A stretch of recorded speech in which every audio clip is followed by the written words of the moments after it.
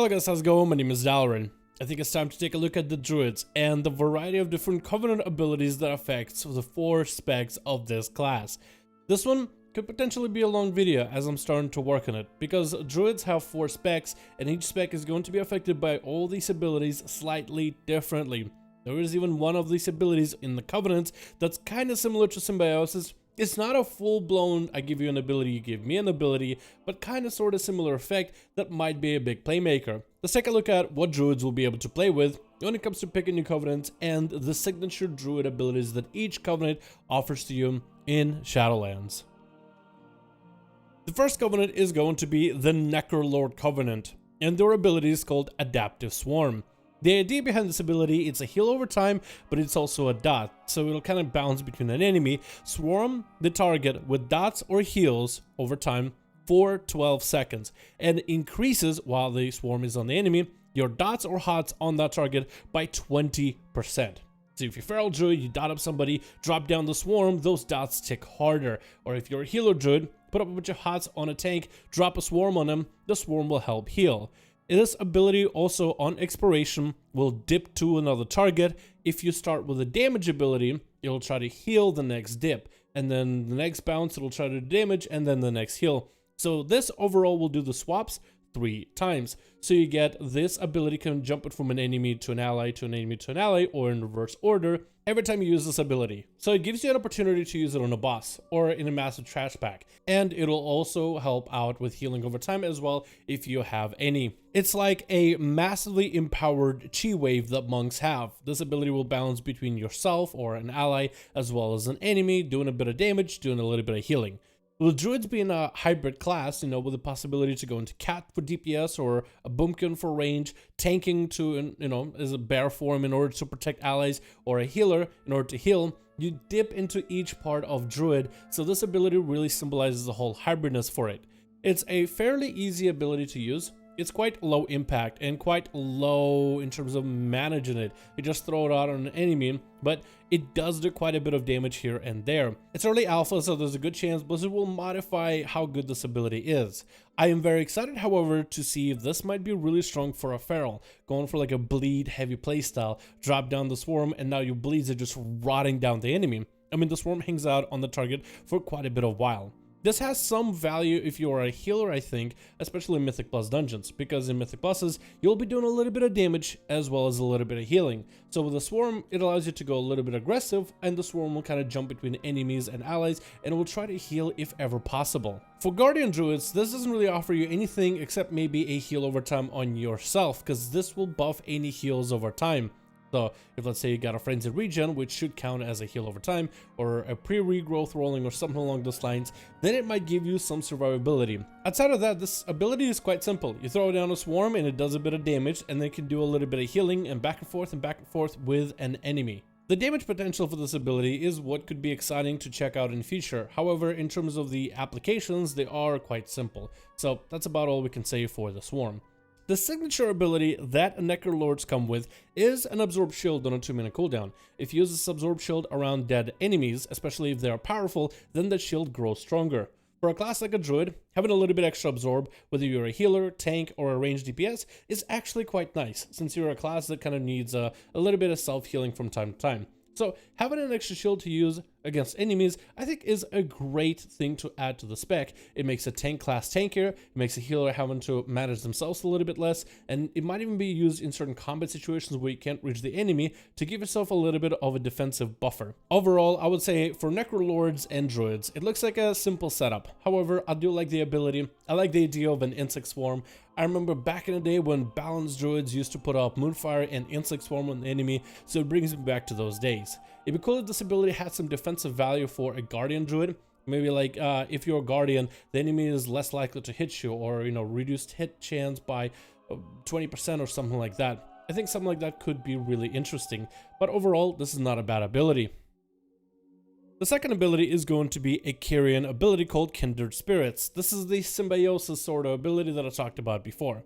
So with this ability, you form a bond with an ally, but even if you don't have a friend, you could form a bond with yourself, and it kind of sort of works either way. So with this ability, you form a bond with an ally. Every 1 minute, you can use this ability as a cooldown to empower you and an ally for 10 seconds, granting a specific effect based on yours as well as your ally's role. So if you are a DPS, every time you use this ability on a minute-long cooldown, you'll gain one specific stat every 50 damage you deal. So in a sense, it's kind of like a ramp up to agility, intellect, or whatever it may be for a short moment between you and an ally. It's kind of like a trinket that needs to ramp up. Instead of just press and you get all these stats, instead the more damage you do, the bigger your burst set up. So it has quite ramp to it, but during Bloodlust, let's say inside of a raid or a dungeon, I can definitely see that damage ramping up quite quickly.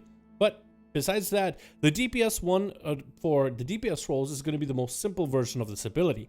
If you are in a healer role, whether you're the druid or another person gaining this ability, as a healer, a portion of your heals goes to the linked person that you're attached to. Kind of like a beacon of light for free for druids, whenever you use the ability as a healer or with a healer.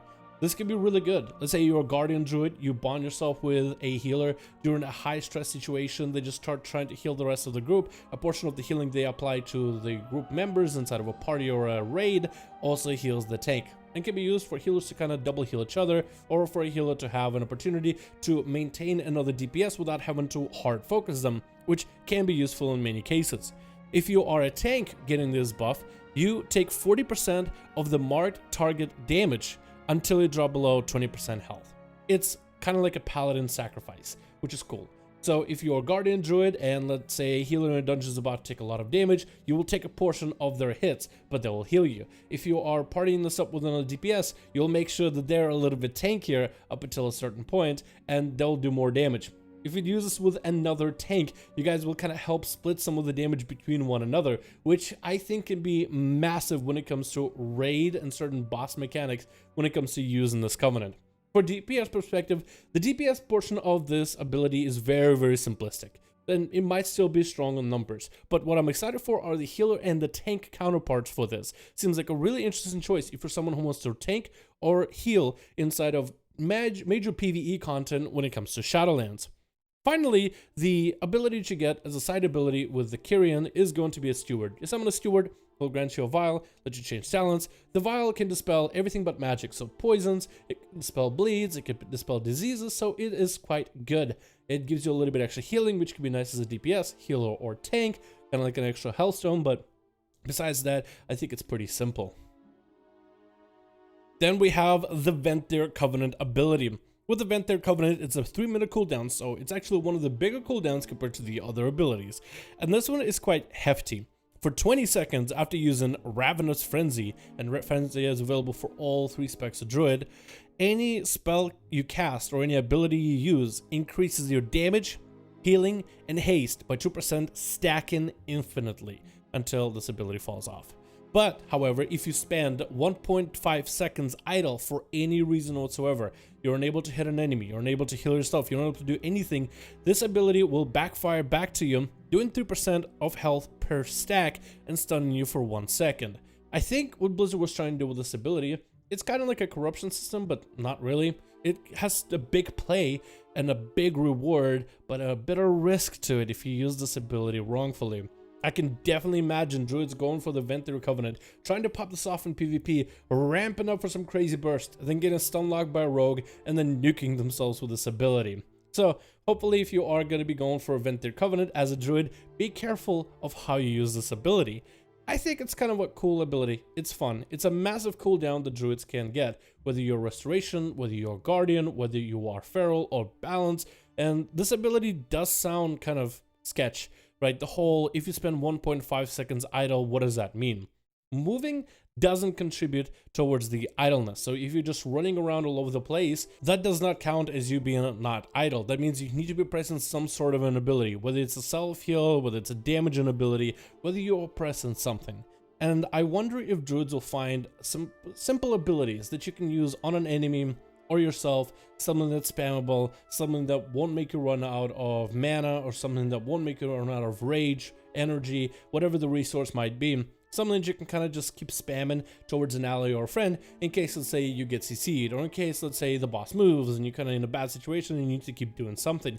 So this will be an interesting ability for people with a quick on the draw, but it doesn't seem to really follow this 1.5 seconds idle rule strictly. This needs more testing, but from what I found out, that if, let's say, you pop this ability and you're standing completely still, not auto attacking anything, yes, this ability will 100% backfire on you. But if I'm in combat and, let's say, an enemy is kind of far away and I feel like I have to run a little bit closer to them and it takes me a second, it doesn't feel like this ability really tries to punish you. It tries to more give you and reward you with buffs rather than try to hamper you in terms of how it's meant to play.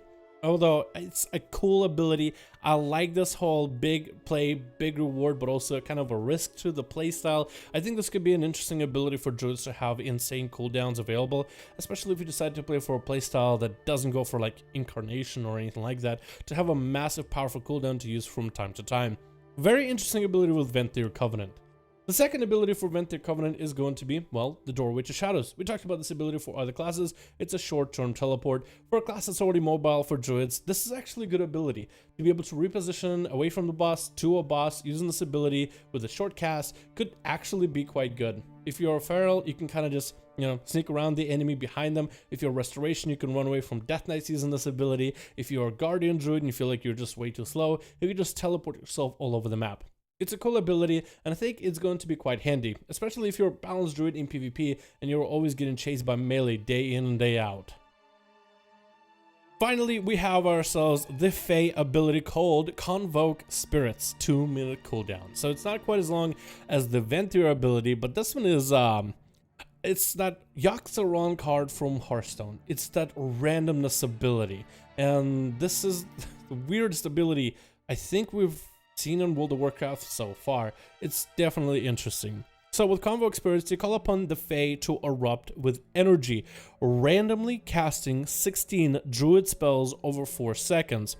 However, this ability will try to favor abilities of your current specialization. So this ability is an RNG fiesta. You stand still and you just fire off a bunch of things. You can put rejuves on your allies. You'll sometimes put shreds or rakes on enemies. You'll get Iron Fur stacks randomly. So it'll work with whatever abilities the druids now have in the general tab from Shadowlands, and they've gotten a lot more. There's a lot more Guardian abilities to play with, a lot more basic Resto, Feral. This ability will just mass rapid fire them to any enemy it seems nearby.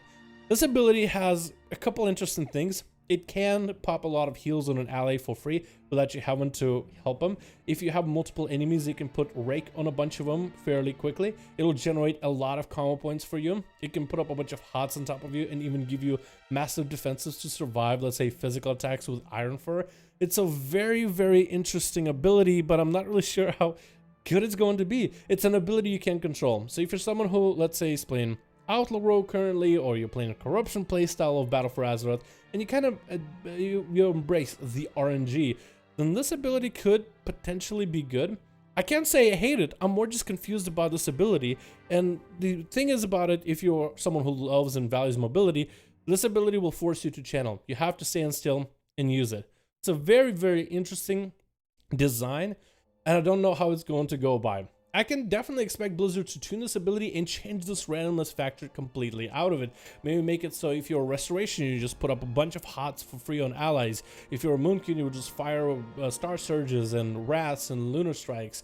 If you're a Guardian, you'll just pump yourself up full of random defenses, maybe free heals that won't be putting your own heals or abilities on cooldown. And if you're feral, just will do a bunch of shreds and bites for free and rips and refresh all your bleeds. So I could definitely see Blizzard toning down the complete randomness of this ability, but I guess we'll have to wait and see how the community, when more people get to join the alpha, or by the time the game is maybe in beta, will get to play with this one. Very interesting ability, and that's all I can say about it. The other ability you get from the Fae is going to be to soul forge yourself into a fox. It's kind of like going into cat form or travel form, and you already do that as a druid. If you need mobility, you'll just go in cat form and you'll dash away. If you need mobility in arenas, you'll go into travel form. So I feel like druids already have plenty of mobility as is. I guess if you want like a momentary teleport and you miss Displacer Beast from back in earlier expansions of World of Warcraft, as a Resto Druid maybe, then I could see someone using this ability legit in order to, you know, get away from things in dungeons or in raids or in PvP. However, I feel like Druids are so mobile, and this ability will cancel the Fox form if you do any kind of healing or any kind of damage. This ability is kind of, I don't know if it will be used much. I guess you can run in the Fox form in capital cities indefinitely, so I guess that might be useful there. Very interesting Covenant abilities when it comes to Druids and the Fae Covenant. Now, all the Druid Covenant abilities, I can't say that I hate them. So, as I make this list, none of them, even if they're on the least of the list, I don't hate any of these abilities whatsoever. If I had to put the one that I just don't know how I feel about, is going to be the Fae. Can't say I hate it, but I can't really say I like it. It's just kind of weird. It's so random. I mean, it's not terrible if you're someone who's playing the hybrid playstyle and just want to stand in place and get a bunch of combo points and put up a bunch of hots on yourself and defensives. This could be quite a good ability, but it's very situational and it's very weird. It might end up being the best thing that Resto Druids might want to use in dungeons when it comes to doing a bit of damage while also healing the allies. Who knows? The other ability that I thought was kind of simple was the Maldraxxus Covenant one, the Swarm. It's a good ability. It's not bad. It's just kind of simple. The other two with Frenzy, I thought that was super interesting, and I really like the curing ability overall. Very interesting setup that Blizzard got going on for Druids. I feel like the curing ability in particular, where as a tank or as a healer, could be a massive playmaker in the future, but I guess only time will tell. But I think that one could be insanely strong when it comes to clearing PvE content. Anyway, guys, I think I rambled enough when it comes to Druids. Thank you guys so much for checking out this video. I do very much hope you guys enjoyed. Let me know your thoughts in the comments below, and I'll see all of you guys in another video.